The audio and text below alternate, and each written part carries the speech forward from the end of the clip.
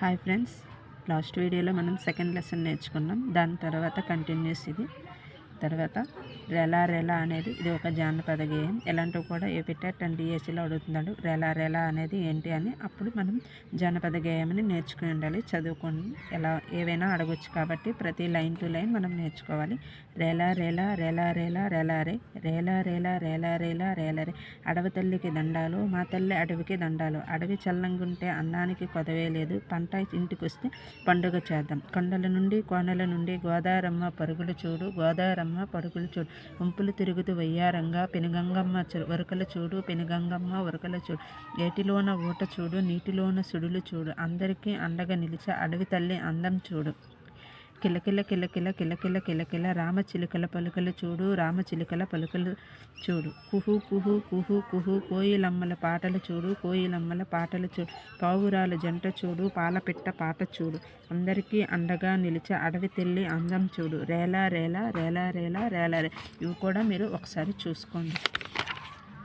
Next one జింక. ఇది ఒక ఈసప్ కథ.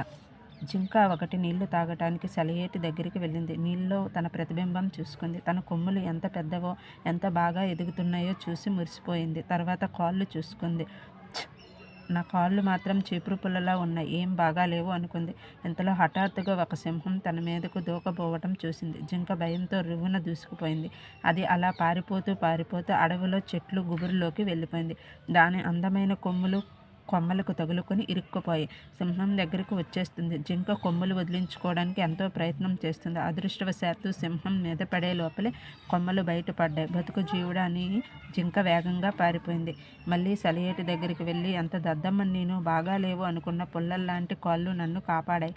నేను మురిసిపోయిన కొమ్ములు నాకు ప్రాణం మీదకి తెచ్చిపెట్టాయి అనుకుంది.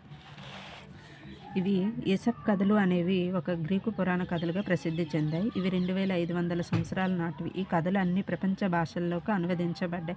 ఇలాంటివి ఏంటి చెప్తున్నారో అనుకోవద్దు, ఇందులో కూడా బిట్స్ అనేవి వస్తూ ఉంటాయి. కాబట్టి ప్రతి ఒక్కటి లైన్ టు లైన్ చదువుకోండి. ద నెక్స్ట్ వన్ మంచి బాలుడు. దీని యొక్క ఇతివృత్తం సహానుభూతి ప్రక్రియ గేయ కథ. దీని యొక్క సారాంశాన్ని ఇప్పుడు మనం చూద్దాం. మంచి బాలుడు. తల మెలమెల మెరుపులు మెరిసి, హోరున జోరున వర్షం కురిసి, వీధుల్లో కాల్వలు కట్టాయి. కాల్వల నిండా నీళ్ళొచ్చాయి. చెప్పులు తడిసి, బట్టలు తడిసి, చిందే నీళ్లకు బురదకు జడిసి జనులు మెల్లగా పోతున్నారు, లేకుంటే జారే పడతారు. ఆ త్రోవన పాపం ఒక ముసలమ్మ కాటికి కాలు చాచినట్లున్నది. గడగడ వణికి, తడబడ తునికి అడుగులు లెక్కెడుతూ పోతున్నది. మెదలకి ఎవరి త్రోవనే వారు, పిన్నలు పెద్దలు పోతున్నారు. ఉనికే తునికే ఆ ముసలమ్మకు ఎవ్వరు సాయం చేసేవారు. ఇంతలోన దగ్గరలో ఒక బడి వదిలిపెట్టగా పిల్లలు ఒడివిడి కేకలు వేస్తూ పరుగులు తీస్తూ వచ్చారెంతో సందడి చేస్తూ. కిలకిల్లాడే ఆడే పాడే బాలుర అడుగులు ఆనవు భూమిని. వారు అసలు చూచారో లేదో గడగడ ఉనికే ముదుసలి ఆమెను. కానీ వారిలో ఒక్క బాలుడు ముదుసలి అవ్వను చూచి జాలికుని చేయి పట్టి కొనిపోయాడామెను. విడిచి వచ్చినాడామె భవనమున. తిరిగి వచ్చి తన తోటి వారితో అన్నాడతడు, స్నేహితుల్లారా, ఆ ముసలమ్మ కూడా మరి ఒకరి అమ్మే అని ఆలోచించారా? మరి ఆ అమ్మ కూడా ముదుసలి అయి నీ దూరానెచ్చటో ఉన్నప్పుడు అవసరమందు ఆదుకొని దయతో సాయం చేయొద్దా మరి ఒక్కడు?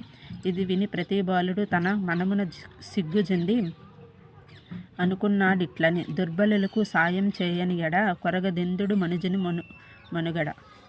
ఇవి కూడా అడుగుతాడండి. లైన్ టు లైన్ చూసుకోండి. ఇవి ఇచ్చి ఇది ఏ పాఠ్యాంశంలోనిది, ఎవరు రాశారు, కవి ఎవరు అని కూడా, ఈ వాక్యాలు ఎవరు చెప్పారు అని కూడా రావచ్చు. పదాలు అర్థాలు.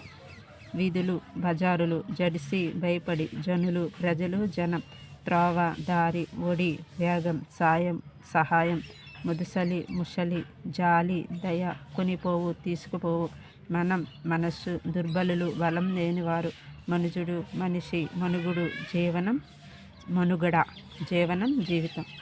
కవి పరిచయం. ఆలూరు బైరాగి. మంచి బాలుడు పాఠ్యభాగ రచయిత ఆలూరు బైరాగి. జననం 11/5/1925, మరణం 9/9/1978. ఇతను 20వ శతాబ్దపు అగ్రశ్రేణి తెలుగు కవుల్లో ఒకరు. మానవుడు అస్తిత్వ వేదనని కవిత్వంగా వెలువరించారు.